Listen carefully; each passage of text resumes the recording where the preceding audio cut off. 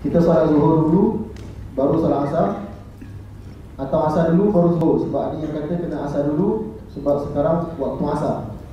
Oh, takhir. Takhir. Dia gini, pendapat yang saya pegang wallahu alam, tertib ini dituntut bila mana tidak ada keperluan untuk kita menyalahi tertib itu.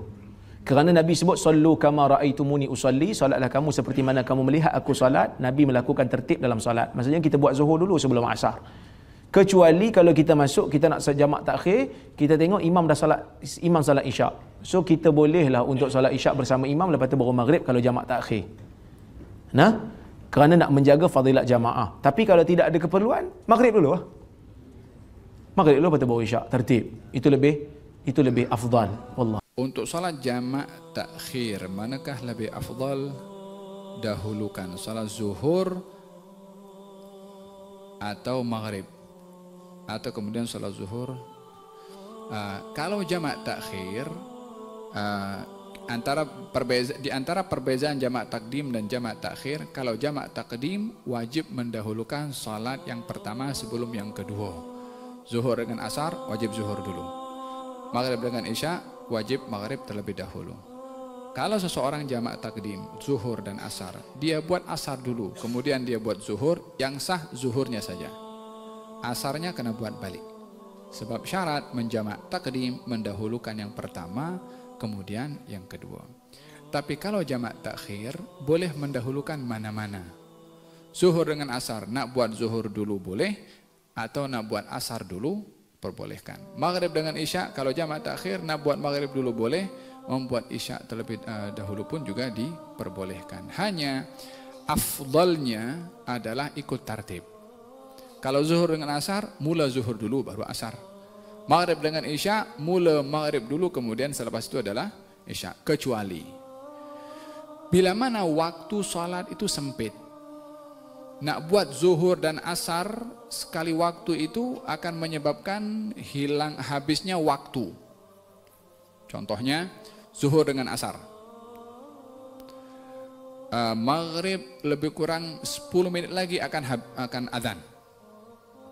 Kalau dia nak buat zuhur dan asar, sementara sisa waktu asar tu hanya 10 menit atau 5 menit, kalau dia nak buat zuhur dulu, asarnya habis waktu, dah masuk waktu maghrib, maka dalam hal ini wajib dia mendahulukan asar.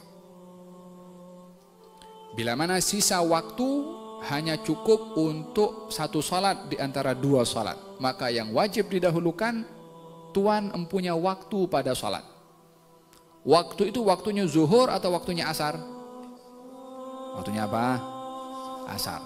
Berarti yang wajib untuk didahulukan adalah waktu asarnya. Kalau selepas asar masuk waktu maghrib, maka dalam hal ini zuhurnya adalah di qadha, yakni diganti dengan niat qadha, tapi salat asarnya tetap dilakukan pada waktunya. Kalau dia buat zuhur dulu, maka di sini asarnya adalah qadha. Sementara waktu tadi milik siapa? Milik asar. Asar didahulukan karena itu adalah waktunya asar.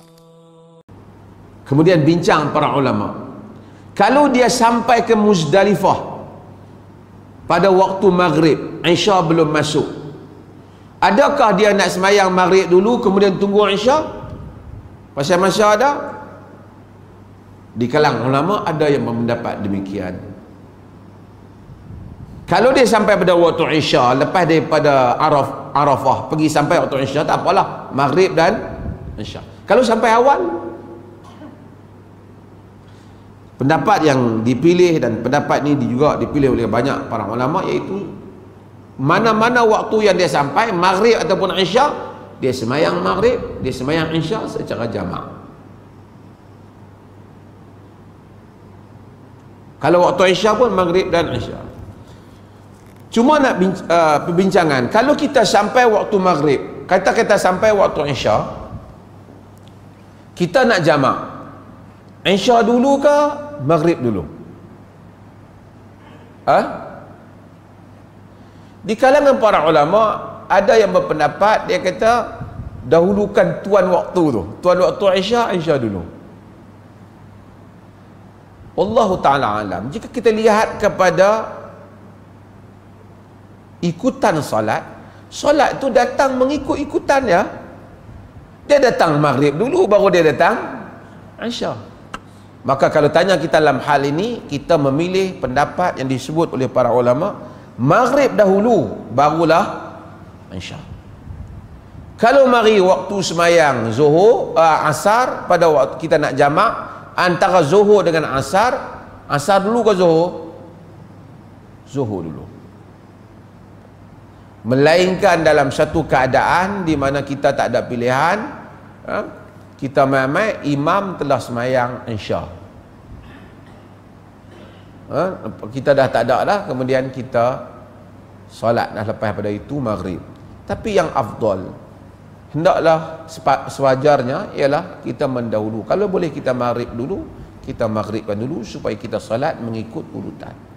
Walaupun saya sebut tadi ada qaul di dalam mazhab yang lain lah, hal tu Allah.